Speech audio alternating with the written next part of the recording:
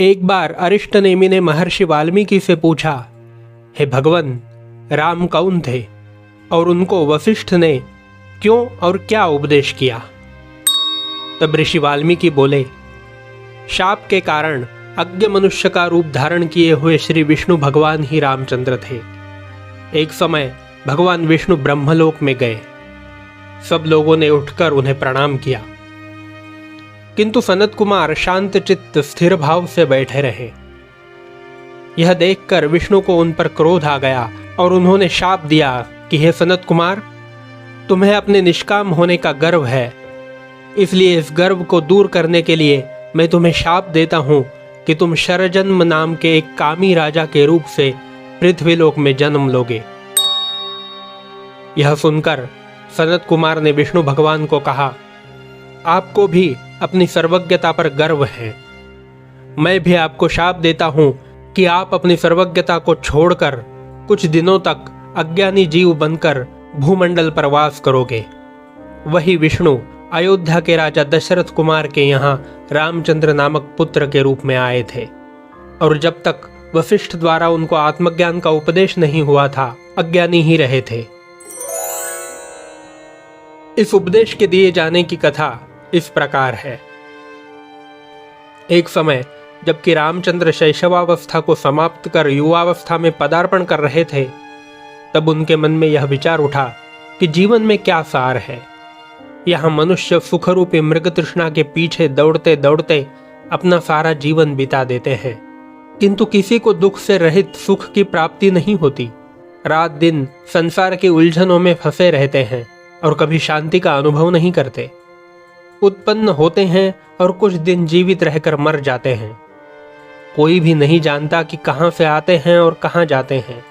यह संसार क्यों बना, कैसे बना और कब बना, इससे छूटने का कोई उपाय है अथवा नहीं है।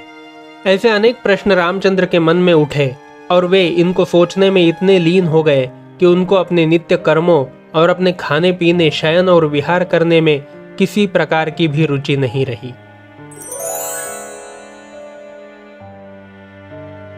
जड़ शिला की मूर्ति की भांति वे दिन रात बैठे सोचते रहते थे। रामचंद्र की यह अवस्था देखकर उनके नौकर चाकरों ने बहुत ही घबराकर दरबार में आकर महाराज दशरथ के प्रति उनकी शोचनीय दशा का इस प्रकार वर्णन किया। हे राजन, कुमार रामचंद्र की दशा अत्यंत शोचनीय हो गई है। हमारी समझ में ही नहीं आता कि उनको हो क्या गया है। बहुत बार याद दिलाने पर वे अपने नित्य कर्मों को करने के प्रति प्रवृत्त होते हैं और उनको किसी प्रकार का उत्साह भी नहीं है। सदा ही खिन्न वदन रहते हैं। स्नान, देवार्चन, दान, भोजन आदि कभी करते हैं, कभी नहीं करते। जरा जरा सी बातों पर उनको क्रोध आता है, क्योंकि जो कुछ भी उनको करना पड़ता है वे मन से नहीं करते। कोई भूषण उनको पसंद नहीं आता।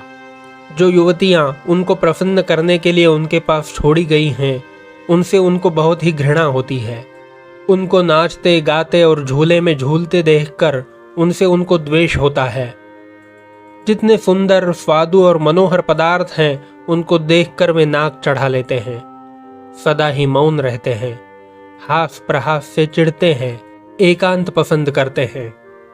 यदि कभी उनको हम बोलते हुए सुनते हैं तो ऐसे शब्द हमारे कानों में पड़ते हैं, संपत्ति से क्या, विपत्ति से क्या, घर बार से क्या, राग रंग से क्या, सब कुछ व्यर्थ है।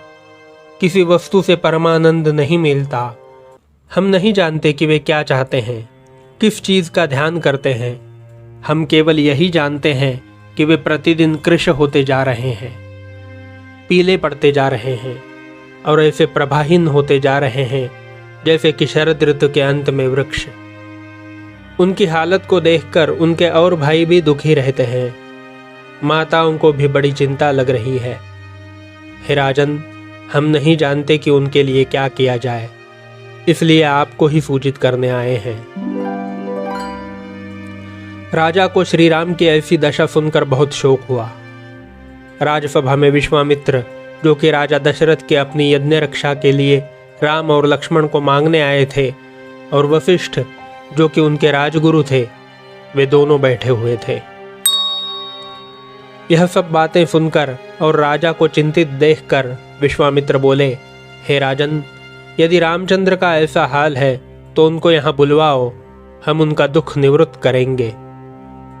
वशिष्ठ उनको ऐसा उपदेश देंगे कि उनका सब शोक निवृत्त हो जाएगा और उनको तत्वज्ञान प्राप्त होकर परमानंद की प्राप्ति होगी और वे संसार के एक आदर्श पुरुष होकर अपने जीवन को इस प्रकार बिताएंगे कि संसार उनका अनुकरण करेगा। यह सुनकर राजा दशरथ की चिंता कुछ कम हुई। उन्होंने रामचंद्र को बुलवा लिया। रामचंद्र वहां आए और सबको यथायोग्य प्रणाम करके बैठ गए। वशिष्ठ और विश्वामित्र के पूछने पर उन्होंने अपने मन की व्यथा विस्तार पूर्वक सुनाई। संक्षिप्तः उनका कथन कुछ इस प्रकार था कि जो जो मेरी शैशवावस्था व्यतीत हो रही है, मेरे मन में यह विचार दृढ़ होता जाता है कि संसार में कोई भी सार वस्तु नहीं है, जगत में कुछ भी आस्था नहीं रही। मेरी समझ में ही नहीं आता कि राज्य करने से, भोगों के पीछे दौड़ने से, लक्ष्मी का उपार्जन करने से, सुंदर स्त्रियों के संग से मनुष्य को किस सुख की प्राप्ति होती है। रात दिन मैं देखता हूँ कि जिनको यह सब वस्तुएं प्राप्त हैं वे भी महादुखी हैं। संसार के भोगों से सुख की आशा करना भ्रम है, मृग तृष्णा रूप है। इंद्रियों के भोग विषैले सर्प के फण की भांति दुखदायी हैं। मनुष्य को इस जीवन में कभी और कहीं भी शांति प्राप्त नहीं होती। जीवन के पीछे क्या होता है हम नहीं जानते। हम कहाँ से आते हैं, कहाँ जाते हैं, कुछ मालूम नहीं है। ये संसार क्या है, क्यों है और इसका क्या अंत है, हम कुछ नहीं जानते। मनुष्य को किसी अवस्था में चैन नहीं है। शैशवावस्था मोहपूर्ण और दुखदायी है। युवा अवस्था स्त्री रूपी मृग तृष्णा के पीछे दौड़ने में नष्ट हो जाती है। वृद्धावस्था में सब शक्तियां क्षीण हो जाती हैं। काल सबको खा जाता है। तब फिर किस लिए मनुष्य संसार के पीछे इतना दौड़ता रहता है। हे ब्रह्मन, मुझे तो संसार की किसी भी वस्तु की कोई वांछा नहीं रही। न मुझे इस जीवन से कुछ प्रेम है, क्योंकि मुझे इसमें कुछ भी सार नहीं दिखाई पड़ता। यदि आप जानते हो तो कोई ऐसा मार्ग बताओ जिससे मुझे परम शांति और परम पद की प्राप्ति हो।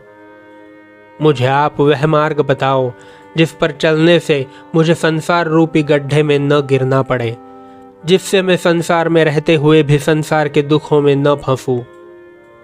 यदि आप मुझे कोई ऐसा उपाय नहीं बताएंगे तो मैं स्वयं अपने आप ही सोचकर किसी ऐसे उपाय को ढूंढूंगा। और यदि मैं अपने निज के प्रयत्न से भी संसार से बाहर न हो सका और परम पद और सत्य की प्राप्ति न कर सका, तो मैंने यह निश्चय कर लिया है कि अन्न और जल का त्याग करके एक स्थान पर बैठकर चिंतन करते करते इस शरीर का त्याग कर दूंगा। वशिष्ठ और विश्वामित्र रामचंद्र की इस तीव्र जिज्ञासा को देखकर बहुत प्रसन्न हुए और वशिष्ठ ने रामचंद्र को उस तत्वज्ञान का उपदेश किया जिसका वर्णन हम आगे करेंगे।